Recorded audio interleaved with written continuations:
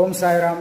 நமது சாயுத கோணத்திலிருந்து ஸ்ரீ சாய் பகவானுடைய குரு திருநாள் வியாழக்கிழமை திவ்ய தரிசனம் 2024 நவம்பர் மாதம் 21 இந்த மாதத்துடைய 3வது வியாழக்கிழமை. சாயின் அருளாற்றல் தங்களுக்கும் தங்கள் அன்பு குடும்பத்திற்கும் இரவும் பகலும் எல்லா நேரங்களிலும் எல்லா இடங்களிலும் எல்லா தொழில்களிலும் உறுதுணையாகவும் பாதுகாப்பாகவும் வழிநடத்தியாகவும் வாழ்நாள் முழுமைக்கும் அமையுமாக.